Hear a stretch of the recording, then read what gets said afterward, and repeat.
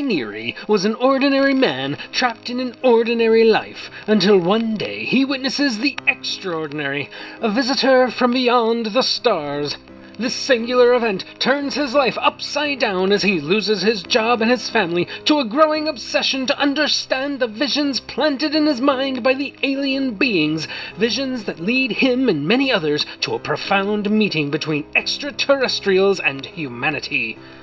Despite the best efforts of shadowy government forces to keep it all a secret, Roy risks his life, his freedom, and his sanity to reach Devil's Tower, Wyoming, the appointed location where worlds are scheduled to collide. Before we begin, please take a moment to hit that like button, and if you do like what I'm doing, don't forget to subscribe for more content. The omnipotent and unforgiving YouTube algorithm demands a pittance, and I could really use the support. Thank you in advance. With that out of the way, let's get back to the subject at hand. In 1964, a 17-year-old high school kid named Steven Spielberg produced a feature film with the help of his friends, family, and the high school band. Made for $500, Spielberg showed the film at a local cinema and charged $1 a ticket, earning $501 in gross, making Firelight the first in a long line of profitable motion pictures for the young man. Firelight was the story of alien abductions in a small town as investigated by a group of scientists, and it featured a B-plot about a failing marriage. Though the majority of the film has been lost, what little remains demonstrates many of the hallmarks of Spielberg's subsequent career in filmmaking, albeit in a primordial, ultra-low-budget form.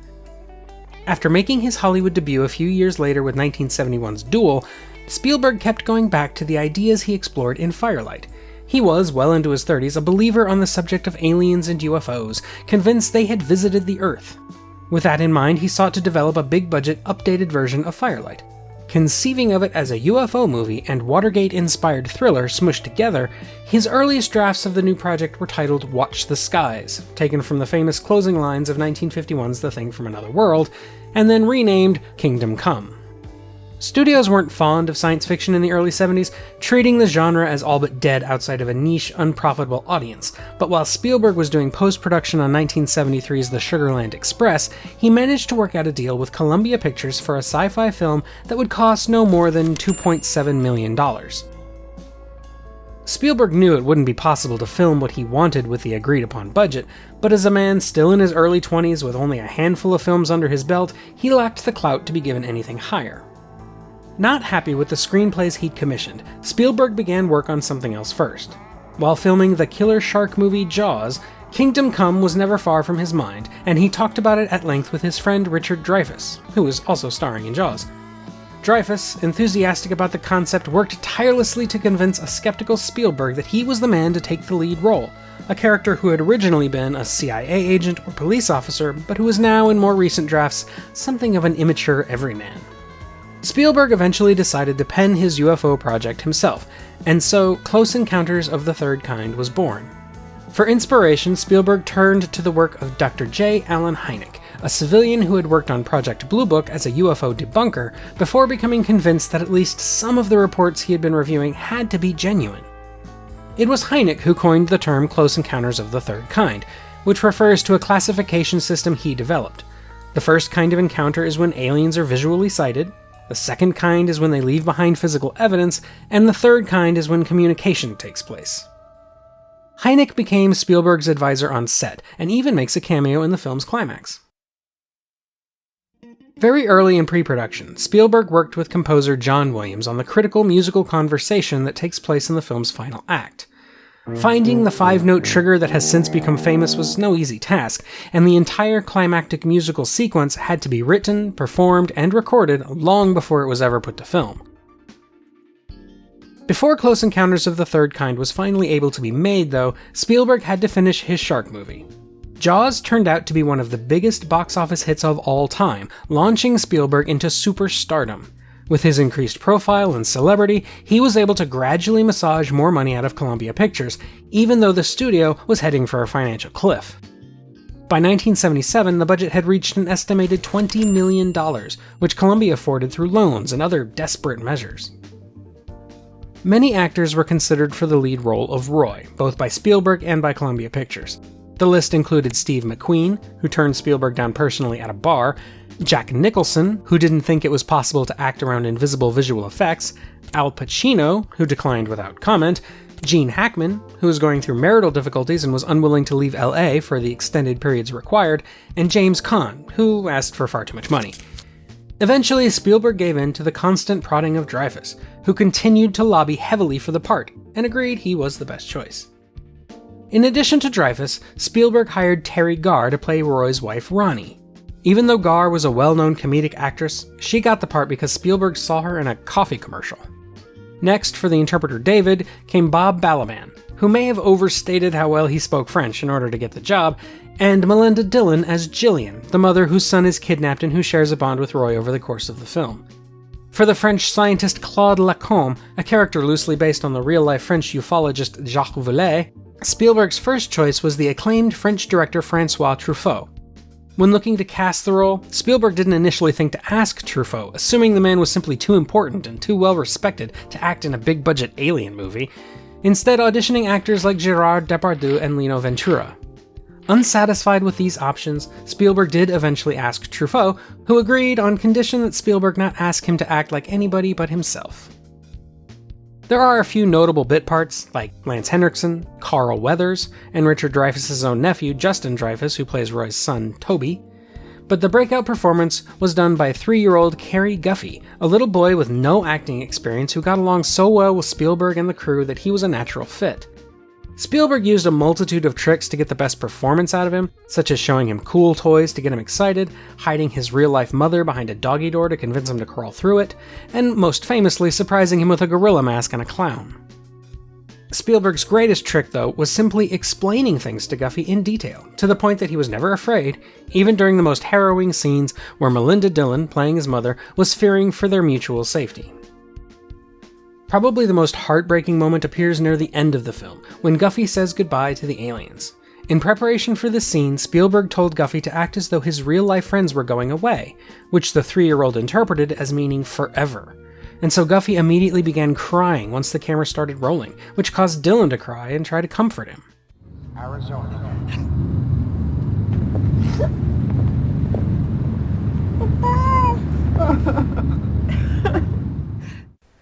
I also have to note that this guy, Philip Dodds, who plays the character Jean-Claude, was first hired as a sound technician whose job was to set up the synthesizer.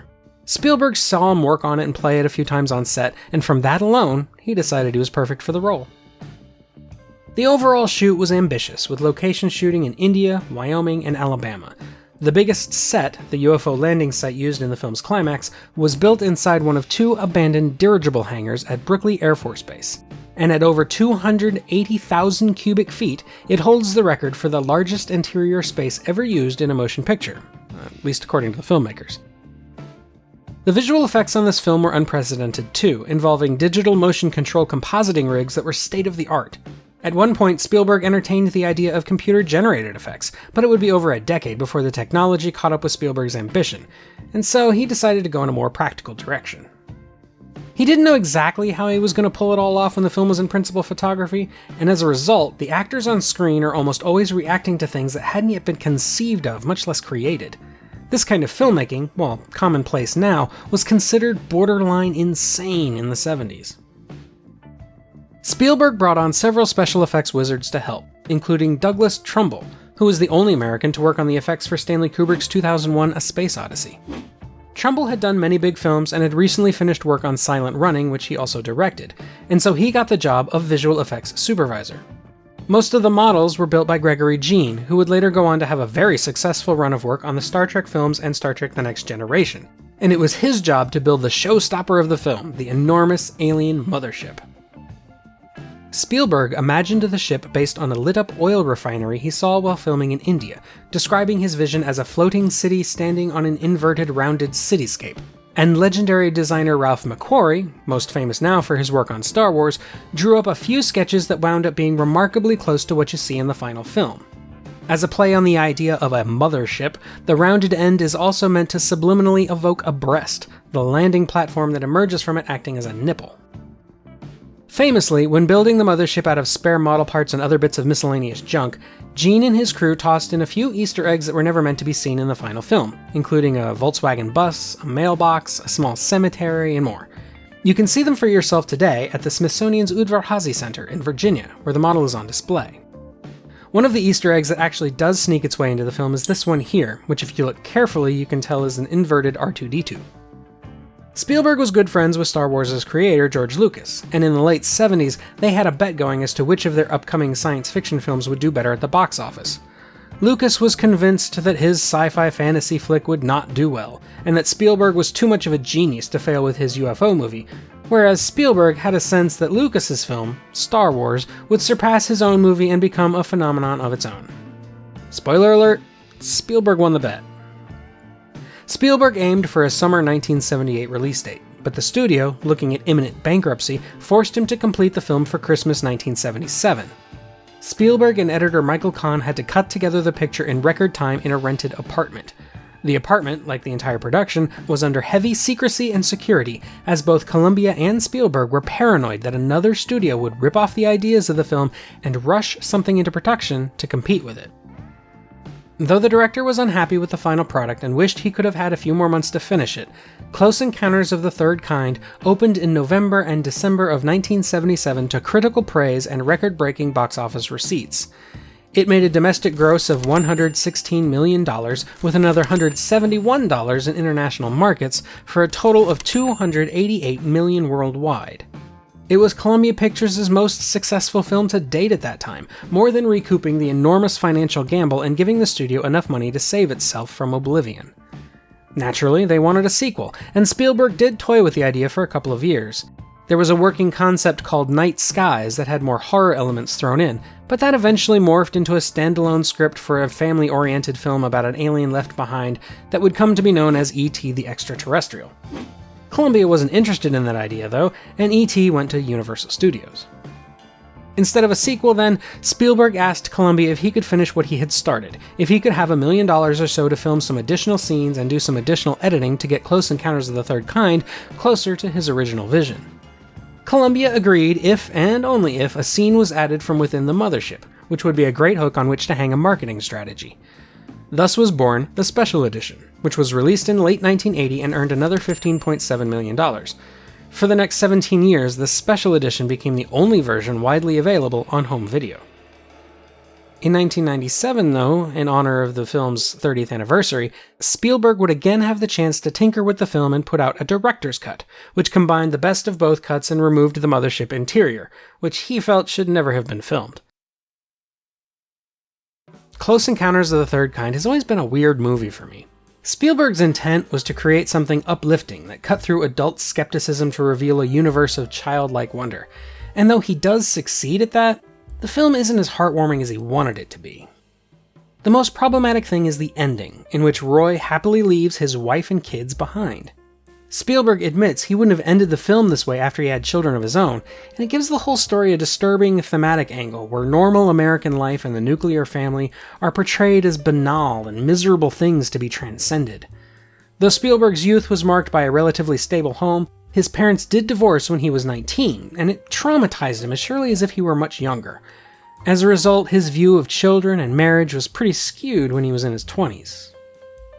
The main theme of the movie is one of communication, with the film focusing on the different ways we communicate and the barriers between them. There are linguistic barriers demonstrated by Lacombe needing a translator, the hand signals to help the deaf understand music, which was a system invented by the Reverend John Kerwin and popularized by famed educator Zoltan Kodály, the way the aliens communicate through music, and the inability of Roy and Bonnie to effectively communicate what's happening to their family as a result of Roy's experiences and deteriorating mental state. On that note, I can empathize with an overworked housewife with multiple children and a man-child of a husband, but I have a hard time understanding why Bonnie doesn't try harder to get Roy the professional help he needs, especially in the special edition and director's cut versions of the film, in which Roy is seen literally begging her for help. Instead, she just straight up abandons him, and that feels even more unforgivable to me than Roy getting on a spaceship. Granted, he does kiss another woman first, which is also not cool. The biggest problem I have with the film, though, is the odd way in which information is delivered. Not much is really known for certain, with almost every detail left open to interpretation and assumption. Ambiguity is fine as far as it goes, but this feels like a movie that is trying to get across a very specific point of view about aliens and UFOs that is undone by its own unwillingness to commit to anything specific. It's never even clearly stated who certain characters are or who they work for, nor is it clear what the aliens want or why they do any of the things they do in the film. On a rational level, then, I don't think Close Encounters of the Third Kind really works. It hasn't aged particularly well either. The UFO/alien abduction craze was big for many years, popularized in large part by this movie, but it has seen diminishing returns in the 21st century, relegated to the bizarre late-night ramblings of the History Channel, or to Flat Earther-style discussion threads on Reddit. Even Spielberg admits he's not much of a believer anymore. On an emotional level, though, Close Encounters of the Third Kind is still a special film that deserves credit for going places and doing things nobody but a young Steven Spielberg could. Before Spielberg came along, UFOs and aliens in film were almost always portrayed as menacing or frightening. Even Klaatu and Gort are threatening to destroy mankind. And Spielberg almost single-handedly managed to turn that around. What resonates the most for me is the idea that children, in their innocence, find beauty and wonder in things that adults can find awful or terrifying, that children happily open doors to the unknown, whereas adults slam them shut and bolt the locks.